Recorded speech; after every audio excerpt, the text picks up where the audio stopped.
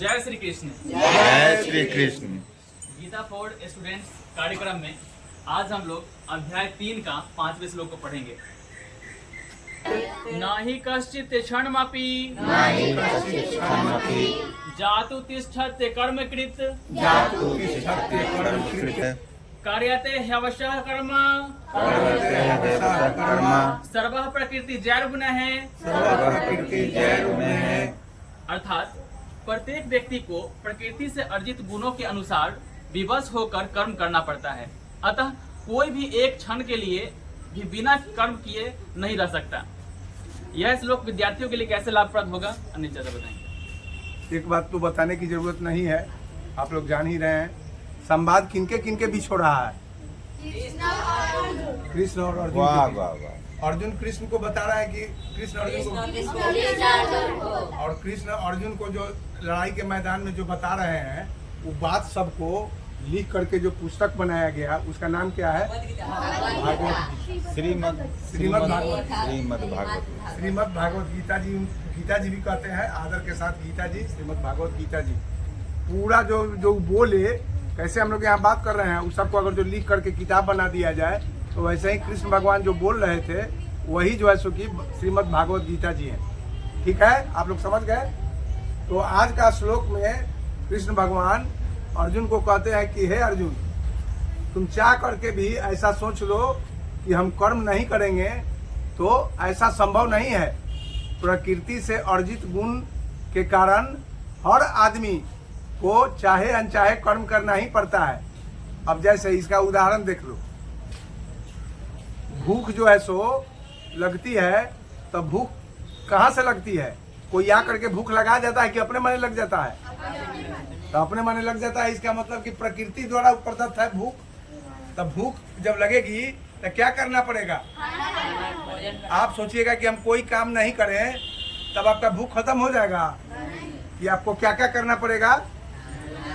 माँ के पास जाना पड़ेगा, माँ को कहना पड़ेगा माँ भूख लगी हुई है खाना दो, उसके बाद खाना निकाल करके माँ देगी, उसके बाद आप उसको हाथ धोइएगा। ये सब काम कर रहे हैं ना आप। उसके बाद हाथ साफ हो जाएगा, उसके बाद कौर बनाइएगा, उसके बाद मुंह तक ले जाइएगा, मुंह में जा करके चबाइएगा। तो ये सब काम हो रहा है ना। आपको तो कोई आ करके भूख लगा नहीं दिया था, प्रकृति के द्वारा भूख लगा। लेकिन आपको उसी तरीका से बहुत सा ऐसा नित्य वैसे ही बहुत से ऐसा प्रकृति प्रदत्त चीज है जिसके कारण आदमी को काम करना पड़ता है। जैसे भूख लगना, वह आपने नहीं किसी को भूख लगाया, आपको स्वतः भूख लग गया और उसके लिए आपको काम करना पड़ता है। उसी तरीका से आपको अपने शरीर को साफ रखने के लिए स्नान करना पड़ता है। तो खाली सोच लीजिएगा कि हम स्नान कर लें तो स्नान हो जाएगा? नहीं। क्या करना पड़ेगा? जाना पड़ेगा नल के पास, बाल्टी ले जाना पड़ेगा, पानी भरना पड़ेगा, पानी उठा करके सर पर डालना पड़ेगा, इतना करना पड़ेगा, तौलिया से दो पोंछना पड़ेगा। ये सब करिएगा तब ये सब मिला करके काम हुआ। क्या काम हुआ? स्नान करना। तो बहुत ऐसा चीज है जो प्रकृति के द्वारा प्रदत्त कारणों से आदमी को काम करना पड़ता है। अब जैसे कि सुबह में स्वास्थ्य अगर जो नहीं घूमिएगा, नहीं सुबह में आइएगा तो शरीर क्या हो जाएगा? आलसी हो जाएगा। तो उसके लिए भी हम लोग को काम करना पड़ता है। तो वही कृष्ण भगवान अर्जुन को समझा रहे हैं कि आप चाहिए या न चाहिए, बिना काम किए हुए कोई जीव रह ही नहीं सकता है। उसको काम करना ही पड़ता है। आप सोए रहते हैं, उसके बाद भी एक प्राकृतिक प्रदत्त गुण है आदमी में, स्वप्न देखना। तो स्वप्न आदमी अपने मन देखता है कि सोए आदमी को स्वप्न कोई ले करके दिखाता है सिनेमा ऐसा कि अपने मन देखता है ना। तो आप सोए हुए हैं, कुछ नहीं कर रहे हैं, उसके बाद भी आप काम कर रहे हैं। स्वप्न में हाजीपुर जा रहे हैं, स्वप्न में गुदरी जा रहे हैं, स्वप्न में सिनेमा देख रहे हैं, स्वप्न में किताब पढ़ रहे हैं ना।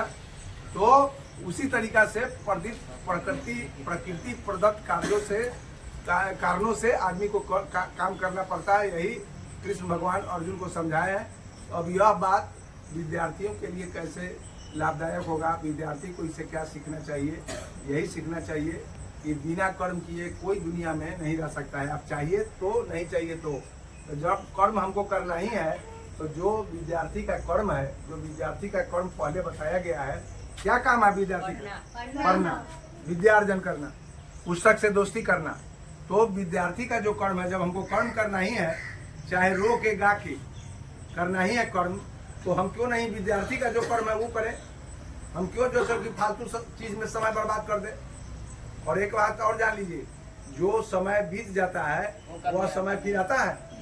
नहीं आता है।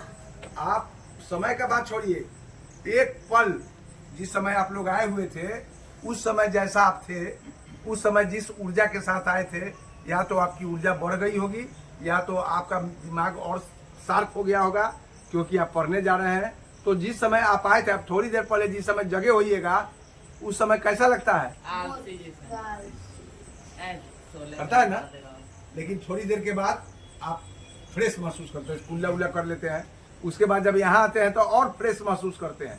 कहने का तात्पर्य कि एक पल जो बीत जाता है, उस पल में आप जैसे थे, एक पल के बाद आप वैसे नहीं रहते हैं। आप समझ लीजिए, पल के बाद आदमी का परिवर्तन हो जाता है। अगर जो पल पल परिवर्तन नहीं होता तो आदमी बच्चा से बूढ़ा कैसे हो जाता? तो एक एक पल परिवर्तन होते रहता है।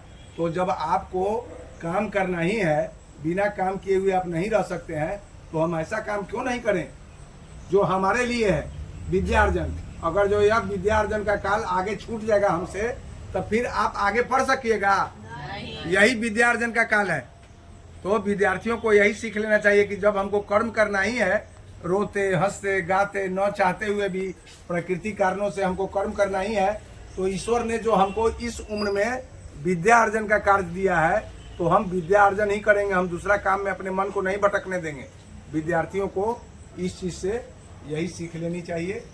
मुझे तो लगता है कि इस श्लोक का विद्यार्थी इस तरीका से लाभ उठा सकते हैं। आज के लिए बस इतना ही, फिर कल मिलते हैं अगले श्लोक के साथ। जय श्री कृष्ण, जय श्री कृष्ण, जय श्री कृष्ण।